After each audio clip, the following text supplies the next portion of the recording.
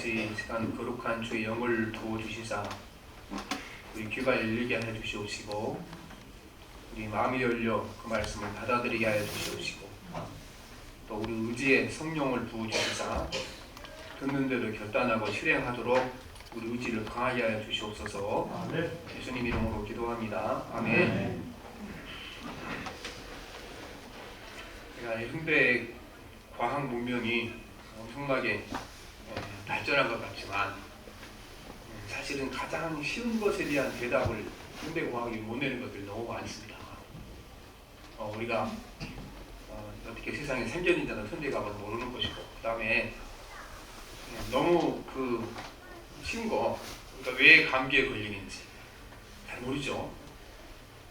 어려운 병이 난방 모르는 것이 아니고 감기도 모릅니다. 왜 걸렸는지 정확하게 답을 못 내렸습니다.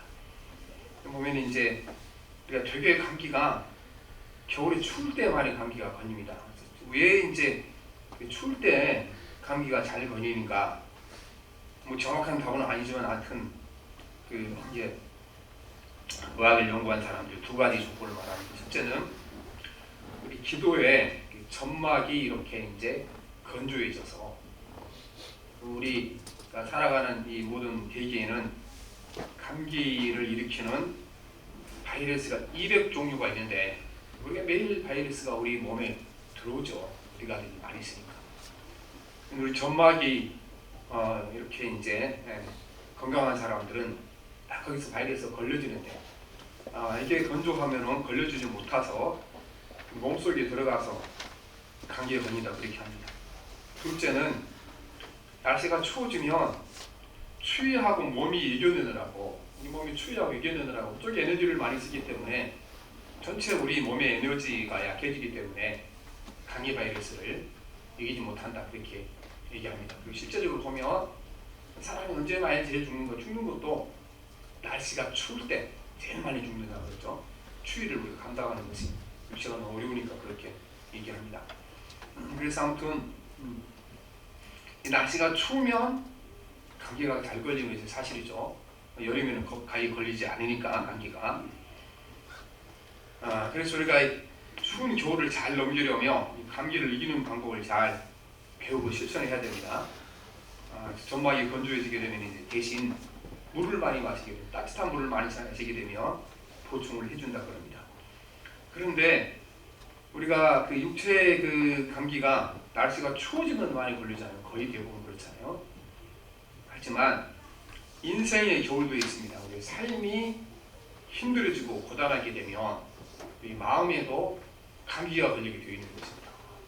여러 가지 우리 마음의 감기 바이러스 있지만 그 중에 가장 흔하게 나타나는 마음의 감기를 일으키는 바이러스가 바로 원망하는 마음입니다. 남을 탓하는 마음인 것입니다. 모든 일이 잘 풀릴 때, 형통할 때는 그냥 넘어갈 수 있었던 일들이 힘들어지면 원망이 생기게 되고 또 이제 남을 탓하는 마음이 생기게 되는 것입니다. 모든 원인을 자기 안에서 찾지 않고 남에게 찾고 싶어 하는 것입니다. 그래서 보면 우리가 교육학자들이 자녀들을 교육할 때, 그래서 교육할 때 가장 안 좋은 것 중에 하나 이것이라 그럽니다. 평상시는 애가 와서 막 치맛자락 붙잡고 막 그렇게 하게 되면 너무 귀여워서 뽀뽀도 해주고 막 그러죠. 그런데 뭐 남편하고 싸운다거나 또 문제가 생겨서 머리가 복잡한데 애가 와서 막 치맛자락 흔들면 저리 막 하고 막 밀어버리죠. 그러면 아이가 헷갈린다는 겁니다. 나는 똑같이 행동했는데 전에는 막 이렇게 예쁘다고 막 뽀뽀도 해주고 그러더니 이번에는 왜 나를 내치는가. 그래서 그때부터 아이들의 성격에 잘못 형성이 되고 세상에 대한 믿음이 없어진다는 겁니다. 왜냐하면 일관성이 없잖아요. 일관성이. 아니 온전히 이렇게 즐겁고 행복하다고 뽀뽀해주다가 아이는 행동은 똑같이 했는데 그 행동에 대한 반응이 너무 다르잖아요. 싸우기는 자기 아빠하고 싸워놓고 얘한테만 미쳐내니까 문제가 생기는 거잖아요. 하는 거지. 어디서 생기는가 이게 바로 그래서 우리가 어려움이 오게 되게 되네요. 똑같은 일을 당하지만 반응이 달라게 되는 거죠. 남의 원망하는 마음이 어려우면 생기게 되는 것입니다. 그래서 보면 이 경제 사정이 안 좋을 때에 이혼율도 높아지죠. 이혼율이. 부부생활 하는 것과 경제사정 안 좋은 거 무슨 상관이 있습니까? 이때 힘을 합쳐 어려움을 이겨나가야 되는데 이겨나가기 어렵죠. 왜냐하면 이 사람은 누군가에게 탓을 돌리면 내가 편하거든요. 원망하면 편하니까. 원망하고 남을 따위 탓하게 되기 때문에 경제가 안 좋게 되면은 우리 기록을 봐서도 이제 이혼율이 높아지게 되는 것입니다. 그래서 아무튼 이제는 우리는 원망이라는 것은 마음의 감기라는 거다. 날씨가 추워지면 육체의 감기 걸린 것처럼 우리에게 우리 삶이 어려워지게 힘들어지게 되면은 우리 마음 가운데 무슨 바이러스가 옵니까? 이 원망하고 남의 탓을 하고 싶은 이런 마음이 우리 가운데 생기게 되 있는 것입니다. 그래서 이 문제가 사실은 남의 문제가 내 문제라는 겁니다. 왜냐하면 똑같은 조건에서도 어떤 사람은 기도 전막층이 두꺼우면 감기가 걸리지 않습니다. 그리고 어떤 사람은 비록 전막층이 얇아도 따뜻한 물을 자주 마셔준 사람들은 예방이 되어서 감기가 걸리지 않죠. 그래서 어려움을 당하게 되면은 서로 불쌍히 여기고 서로를 위해 기도해주게 되면 원망할 일 없을 텐데 그게 어렵죠. 일단 원망부터 하고 남 탓부터 하고 싶은 것이 우리의 죄성을 가진 인간의 특성이기 때문에 그렇습니다. 그다음 우리가 면역력이 강한 사람들은 감기에 안 걸리잖아요. 그래서 똑같이 감기 바이러스가 넘치는 곳에 살다 왔지만 이게 이렇게 면역력이 강한 사람은 안 걸리죠. 약한 사람이 걸리죠. 결국은 그래서 우리가 원망도 마찬가지로 이게 남의 탓이 아니냐고 내 자신의 문제다 그 말씀입니다. 그러니까 모든 부정적인 감정의 문제, 분노라든가 미움이라든가 원망 모든 것들이 따지고 보면 사실은 내 자신에게 문제입니다. 내 자신에게서 문제를 찾지 않게 되게 되면은 어떠한 해결 방법도 생기지 않습니다. 그러나 인간의 죄된 본성은 항상 어려워지게 되면은 누군가 탓할 사람부터 먼저 찾죠. 탓할 사람을 찾으면 곧바로 원망으로 이루어지게 된 것입니다. 하지만 우리가 아무리 건강한 사람도 감기를 100% 예방하지 못하죠. 살아가다 보면 한 번씩은 다 감기에 걸리게 되는 것입니다. 저는 이렇게 봄에 환절기 되면 이렇게 감기가 자주 걸리는데 아주 심하게 걸릴 때가 굉장히 많습니다. 그래서 우리가 사람도 늘 아무리 신앙이 좋은 사람, 성격과 인품이 좋은 사람도 마음의 감기가 걸릴 수밖에 없는 것입니다. 우리가 보면은 그 세례 요한은 위대한 선지자죠, 그렇죠? 세례 요한처럼 신앙이 좋은 사람 어디 있습니까? 그 제사장의 아들들은 특권을 다 누리고 광야에 가서 가장 가난한 사람의 어떤 음식을 먹고 옷을 입고 살고 거기서 세례를 주고 살았던 사람입니다. 그런데 여러분 이 세례 요한에게도 남을 원망하고 싶은 마음이 찾아왔어요. 탓하고 싶은 마음이 찾아옵니다. 세례 요한이 말씀을 전하고 사람들에게 세례를 주고 있는데 그때에 헤로드 왕, 당시 왕이 헤로드 왕이 자기 동생 아내를 데려다가 결혼을 한 거예요. 있어서는 안 되는 일이잖아요. 짐승도 아니고. 그래서 이것을 이제 공개적으로 세례 요한이 무슨 죄를 짓는 거다 공격했더니 세례 요한을 잡아다가 감옥에 가두었습니다. 감옥은 뭐 좋은 감옥이 아니고 그때 당시에는 지하 감옥에 가뒀고 그리고 손과 발을 이렇게 이제 수갑과 이제 발을 이렇게 이제 채워놓은 것입니다. 그런데 원래 세례 요한은 이 새와 같이 자유로운 영혼을 가진 사람이잖아요. 광야에서 자유롭게 살았던 사람이에요.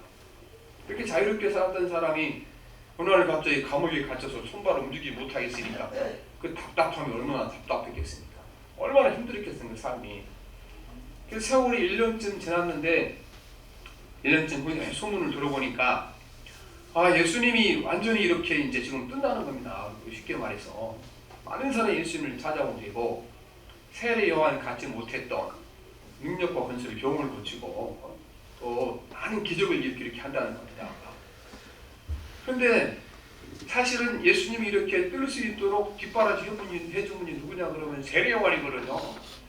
세례 요한이 한참 모든 사람들이 주목을 받고 수많은 사람들이 세례받고 예수님 찾아왔을 때 그때 예수님은요 갈릴리 이제 그 촌사람이 갈릴리 소돔이 도시지역 유대적으로 온 거예요. 예루살렘 구문으로 온 겁니다. 그때 아무도 예수님 알아주지 못하죠. 근데 그때 세례 요한이 이분은 성경에 약속하신 메시아시다 만약에 전파했죠. 그리고 이제 이 세례 요한이 예수님께 사실은 자기를 제자까지 보냈어. 원래 요한과 야고보가 세례 요한의 제자였거든요. 그런데 너희 나한테 있지 말고 이제 진짜 메시아가 왔으면 저분한테 가서 저분을 섬겨라. 제자들까지 예수님께 자기가 넘겨드렸죠. 근데 자기가 고난을 당하고 있는데 아무 소식이 없는 거예요. 최소한 예수님께서 불의한 그 헤로데에게 당해왔으니까 석방 운동부터 해야 되지 않겠어요? 그렇게 권세와 능력을 가진 분이. 그래서 자기를 위해 석방 운동을 한다는 얘기도 없어요. 그리고 1년이 지났는데도 자기한테 이렇게 면회 한 번도 안 오는 거예요, 예수님이. 그러니까 세례 요한처럼 위대한 신앙인도 어떻게 합니까? 원망하는 마음이 생기는 겁니다. 파탄한 마음이 생기는 겁니다. 내가 이렇게 열심히 했는데 왜 내 석방 운동을 그분이 안 왔을까? 할 텐데. 할 수는 있으면 했을 텐데. 그래서 서운한 마음이 드는 겁니다. 그래서 예수님께 그 세례 요한이 자기 제자들을 보냈죠. 그 서운한 마음을 이제 우회적으로 표현한 겁니다. 오실 그이가 당신이 맞습니까? 내가 당신을 메시아라고 선포해놨는데 당신 진짜 메시아 맞습니까? 진짜 메시아가 맞으면 왜 이렇게 나에게 대해 무관심함이 그렇게 묻고 있는 것입니다. 그래서 세례 요한 같은 위대한 선지자에게도 무슨 마음이 생겼습니까? 원망하는 마음이 생기게 되는 것입니다. 여자가 낳은 자 중에 가장 위대한 사람이 이 위대한 신앙인에게도 불평하는 마음이 생겼다는 거예요. 원망하는 마음이.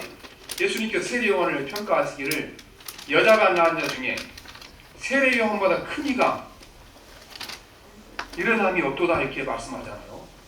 그래서 세례 요한은 마땅 이겨낼 것 같이 이겨내지 못한 겁니다. 하지만 예수님께서 예수 믿고 나서 성령을 받은 사람들을 일컬어 세례 요한보다 큰 자다.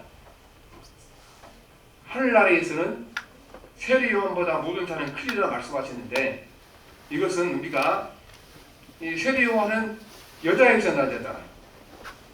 오늘의 예수 믿고 거듭나 하나님의 자녀가 된 사람들은 성령으로 난 사람입니다. 성령으로 거듭난 사람들입니다. 하나님의 영으로 거듭난 사람들은 세례 요한보다 나아야 한다는 것입니다. 그래서 우리 세례 요한에게 찾아왔던 이 어려움이 생기면 남은 원망과 탓하는 이 병을 예수 이름으로 이겨내야 될 줄 믿습니다. 성령의 능력으로 이겨내야 될 줄 믿습니다. 야고보 사도가 이제 예루살렘에 이렇게 담임 목사라고 했죠. 근데 사실은 담임 목사를 넘어서서 요즘으로 말하면 그 총회장 같은 역할을 했죠. 그 당시 모든 교회의 대표 역할을 한 겁니다. 이 야고보 사도가. 근데 이때가 교회가 박해가 굉장히 극심한 때였습니다. 그래서 야고보 사도는 박해가 극심한 때 성도들이 어떻게 이 박해를 이겨내고 승리할 것인가 고민하고 승리하는 방법에 대하여 말씀하시는 오늘 말씀이 집약적으로 잘 표현이 되어 있는 것입니다.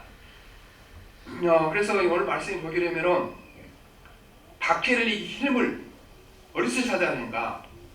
미래의 소망에서 박해를 이길 힘을 찾아야 돼 이렇게 말씀하고 있는 것입니다. 그러니까 미래가 확실하게 되면 얼마나 고통 다 이길 수 있잖아요. 그러니까 미래가 불확실하니까 어려운 것이죠. 그래서 예수 그리스도가 다시 재림한다는 이 미래가 확실히 미래에 대한 소망을 갖게 되면 이겨내려는 말씀하십니다. 그래서 우리 이제 세례 요한은 농부들의 인내를 배우라고 말씀하시는데 농부들이 농사일이 힘들지만 그 힘든 농사일을 이겨내는 힘이 어디서 오는 건가? 반드시 곡식을 심으면 이 나달들이 장차 100배, 200배 결실을 맺을 그날이 올 거다. 미래라는 그 소망 때문에 그들이 힘든 노동시간들, 더위와 추위를 이겨내면서 나갈 수 있다고 그렇게 말씀하십니다. 그래서 농부에게 배우라고 말씀하시는데 그 말씀이 7절, 8절 말씀입니다. 같이 봅시다. 시작. 그러므로 형제들아 주께서 부임하실까지 길이 참으라. 그런 농부가 땅에서 난 귀한 열매를 바라고 길이 참아 이른 때와 늦은 때를 기다리나니 너희는 길이 참고 마음을 굳게 하게 하라. 주의 강림이 가까우니라.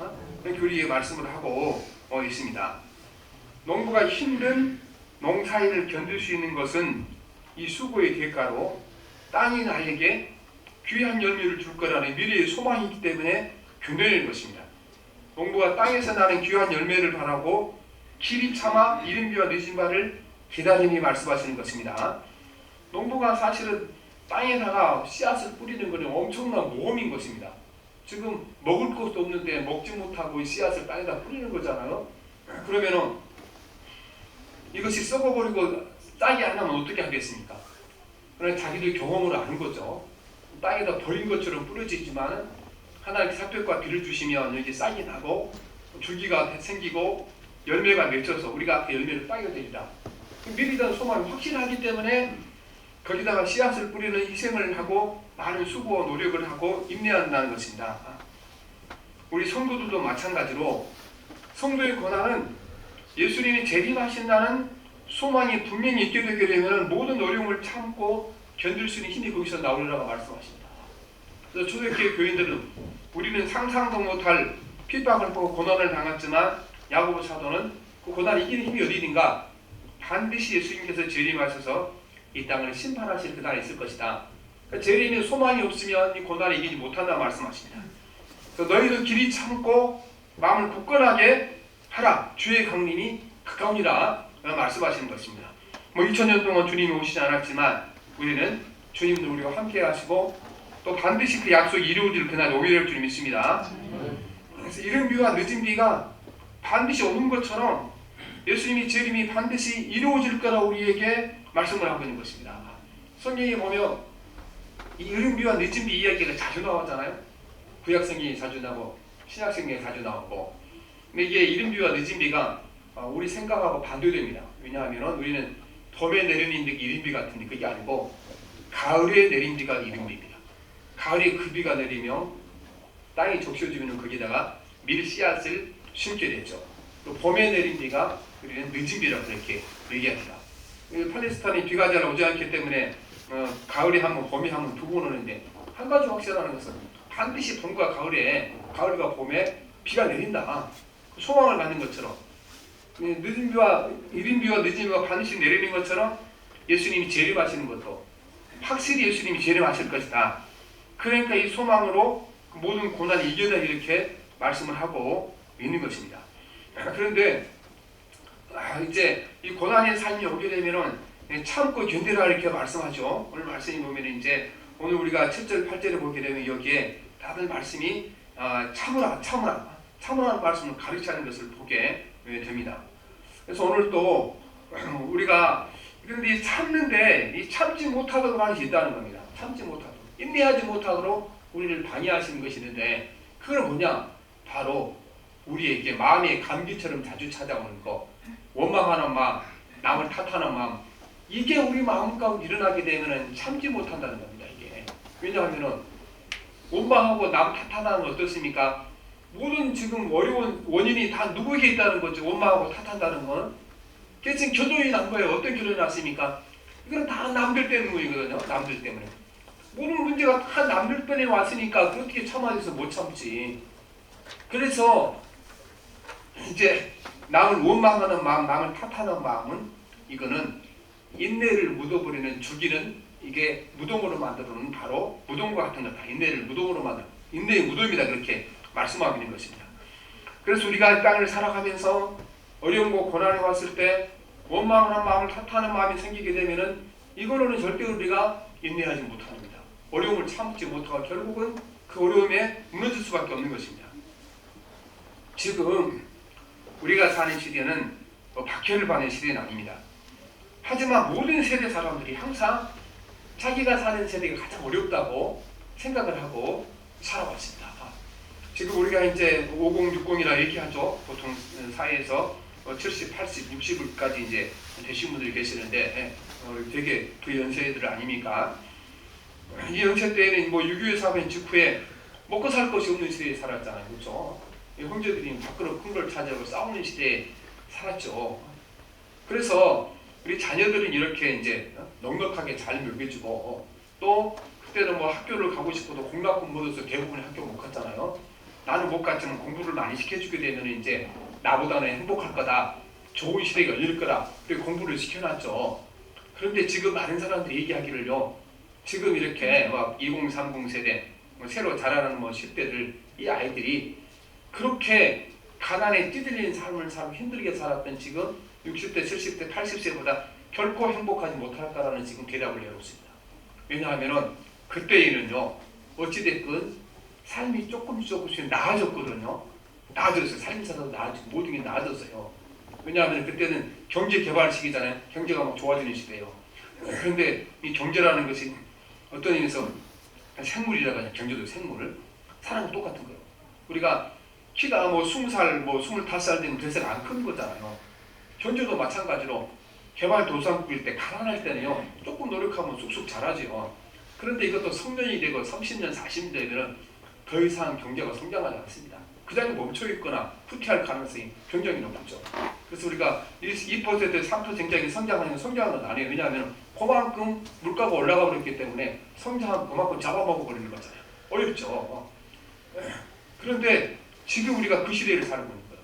그래서 지금 사는 사람들은요, 지금 젊은 세대 사람들은 결코 지금보다 나아질 거라는 소망이 없습니다. 경제가 나아질 거라는 소망이 없죠. 그래서 아무리 노력해도 이제 이 사람들이, 지금 젊은 사람들이 어렸을 때 지독하게 고생을 했던 60, 70, 80대 이런 어른들보다도 결코 그들의 삶이 행복하지 못할 거다. 점점 더 어려워질 거다 얘기하고 있는 것입니다. 그러니까 살아가다 보니까 이제 이 세대가요, 막 오망으로 가르치는 세대 우리가 살고 있습니다. 자녀들은 이제 부모의 가난함을 이렇게 다들 원망하고 살아갑니다.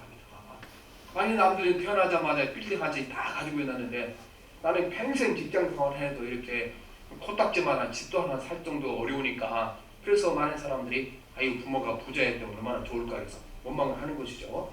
제가 얼마 전에 그 자기 아들과 그 며느리가 그 의사인, 그 대형 비학경 의사인 이제 아버지를 만났는데, 그 보통 그 보니까 1억이 다 넘잖아요. 그 의사들 되게 되면. 그런데 요즘 보면은 그 며느리와 그 아들이 불쌍하다는 거예요. 왜 불쌍하냐 그랬더니 자기도 잘 사는 점은 아니거든요. 그랬더니 그 우리가 막 연끌 할 때 그 정도 수준 되니까 꽤 비싼 집으로 샀겠죠. 근데 기자는 막 올라가고 그때 사는 거 이제 그 집값이 내리니까 여러 가지 힘들어지고, 그래서 요즘 이제 그 빚갚느라고 가난한 자기 아버지한테 돈 빌려달라 그러는 거예요. 든다는 거예요. 그럴 때마다 하는 얘기가 이제 그 아버지 마음에서 그때는 불쌍하다는 거예요. 내가 지금 돈이 좀 있었으면 제 그냥 걱정을 덜어줬으면 텐데 못한다 한다는 겁니다. 이렇게 해요. 사회적으로 큰 성공한 사람들은 어떻게 해요? 힘든 세대잖아요. 그 다음에 또 부모는 부모대로 자신들이 원망이 많아요. 그렇게 내 생명 다해서 못 먹고 못 입고 다 가르쳐놨는데, 이제 아이들은 사실은 이런 시대를 살다 보니까 부모를 돌볼 때 여력이 사실은 없어요. 그렇죠? 국가에 돌보다 보니까 그리고 원망의 시대에 살고 있는 것입니다. 우리는 교회는 또 교회대로 갈수록 사실은 이 상황이 점점 안 좋아져 가고 있는 것입니다. 그래서 우리가 교회도 막 부흥하게 될 때는 어떻게 했습니까? 웬만한 거 넘어갔잖아요. 그런데 이제 교인도 줄어들고 어려워지니까 교인들도요, 이렇게 하다 보면은 짜증이 나오게 되고, 그래서 분쟁하는 교회가 많고 또 교인들이 이제 어려운 사람이 많잖아요.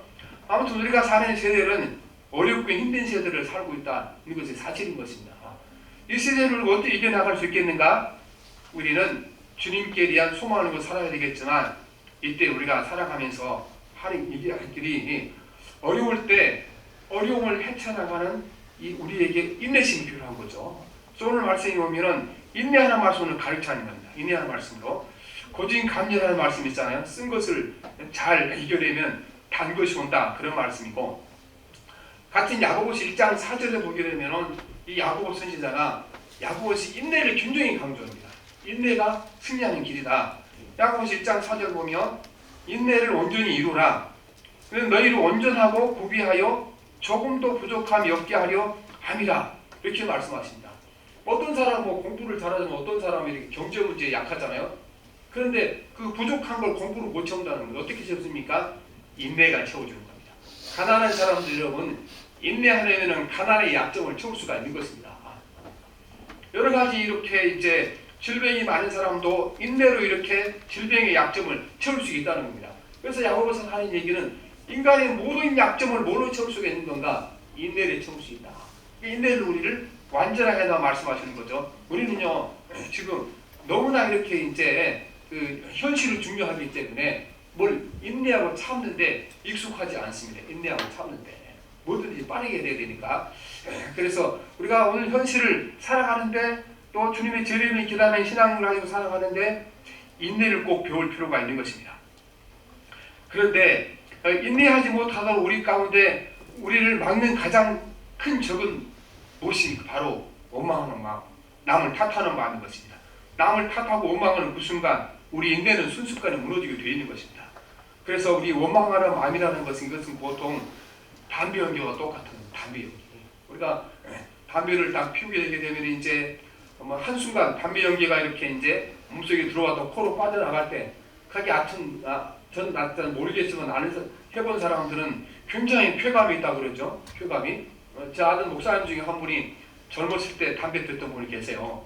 지금 40년도 50년 지났죠. 근데 그분이 하는 얘기가 요즘도 그 담배 냄새를 맡으면 싫지는 않다는 거다. 얼마나 이렇게 지독해 그게 그런 것이. 그런데 잠깐 동안 우리에게 이제 즐거움을 주지만 어떻습니까? 백해무익한 거잖아요. 그래서 우리 남자와 여자 우리나라 이제 평균 수명이 지금 한 7년 차이 난다 그러거든요. 근데 많은 그 연구하는 사람들이 여러 가지 원인이 있지만 가장 큰 원인은 남자들이 흡연한 사람들이 많기 때문에 담배를 피운 사람들이 많기 때문에 남자들 수명이 이렇게 작다.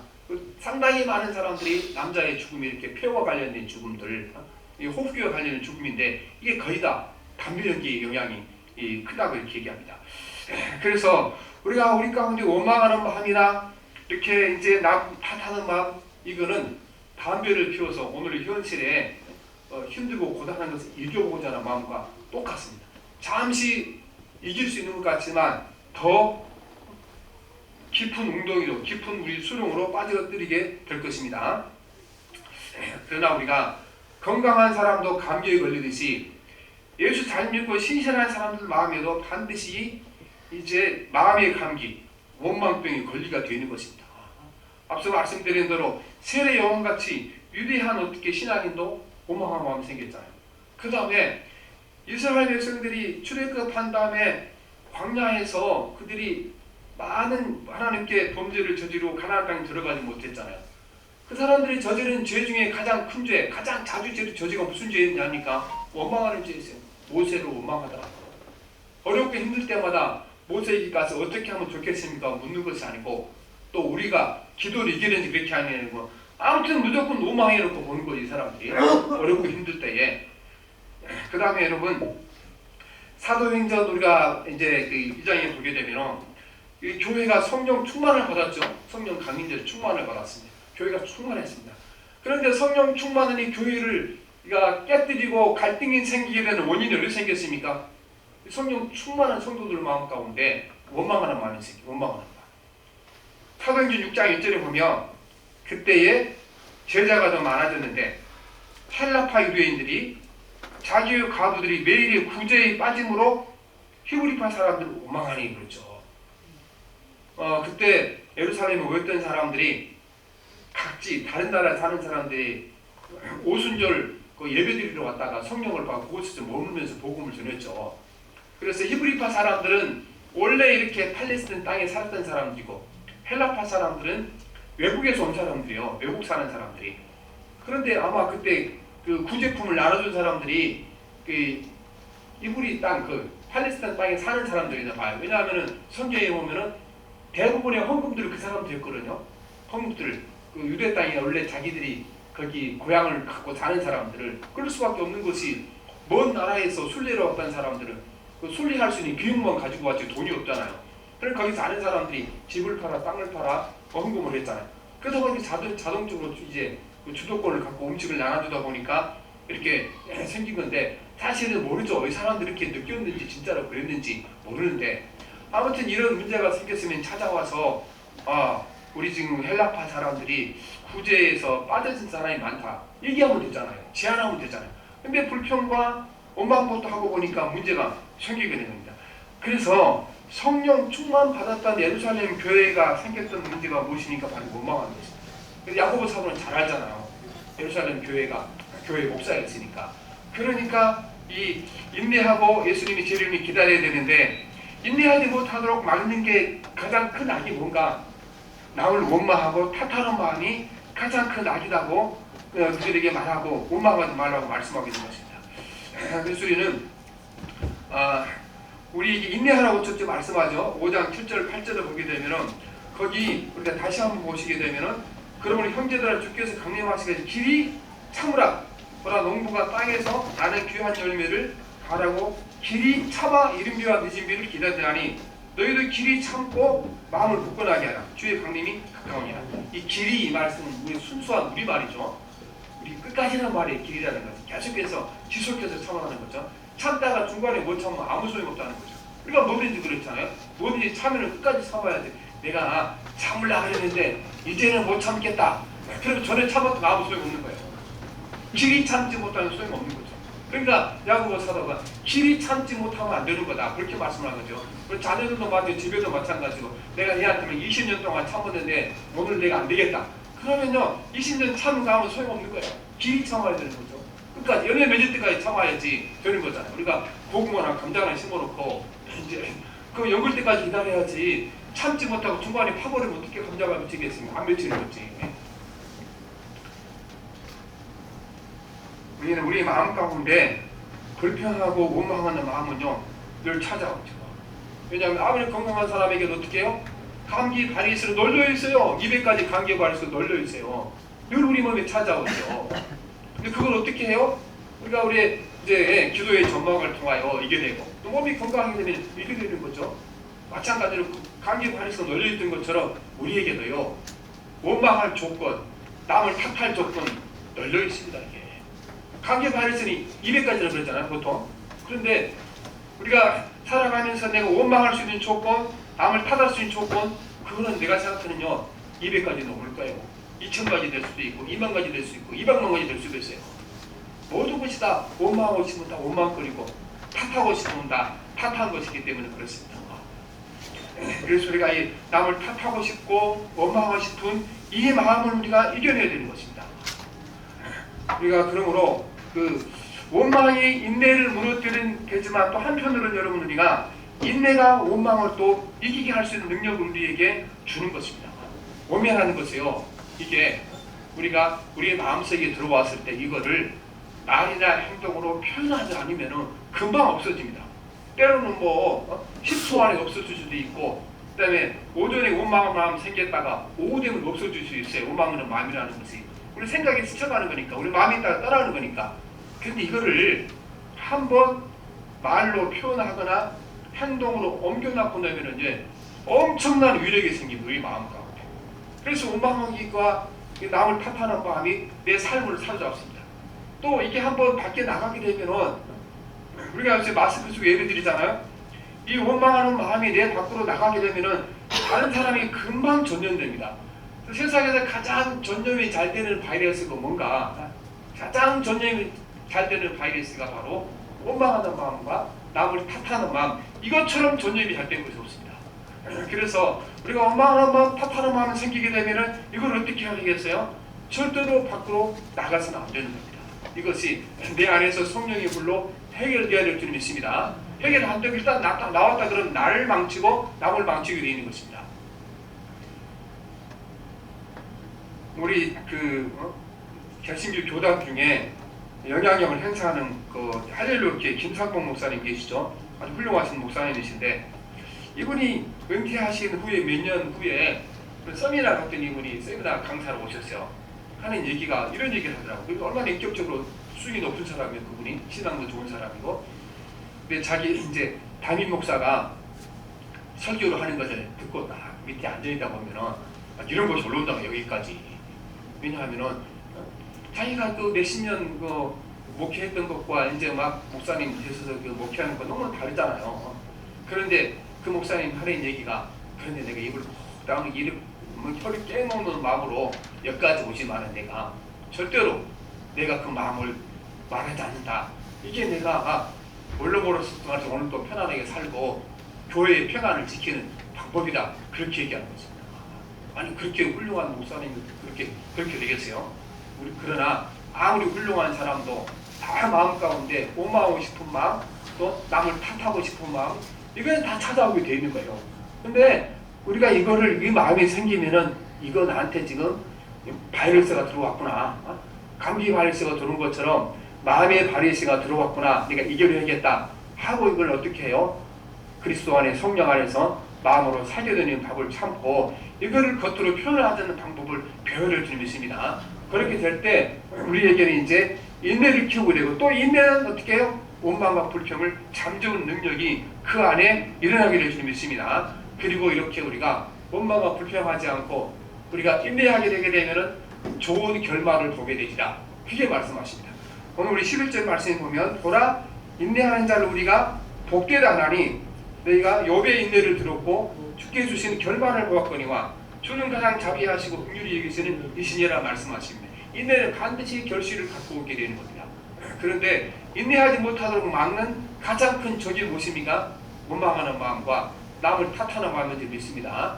그래서 오늘도 우리가 남을 원망하는 마음, 또 이 탓하는 마음, 이 마음을 날마다 예수님의 십자가 보혈의 능력으로, 성령의 능력으로 이겨나갈 때 우리의 삶의 환하게 길이 열리고 좋은 걸 보이려 주님 믿습니다. 내 인생의 끝이 좋아질 것이고, 우리 자녀들의 끝이 좋아질 것이고, 우리가 가족관계가 좋아질 것이고, 교회가 좋아질 것이고, 좋아질 줄 믿습니다. 그래서 인내는 모든 부족한 것을 채우는 게 인내다, 이렇게 말씀하셨는데, 그 인내를 우리가 원망하는 마음, 남을 탓하는 마음 이겨내므로 말미암아 우리가 진실로 우리가 남은 인생에 항상 좋은 것 보시는, 좋은 것을 기대하는 우리가 되어야 될 줄 믿습니다.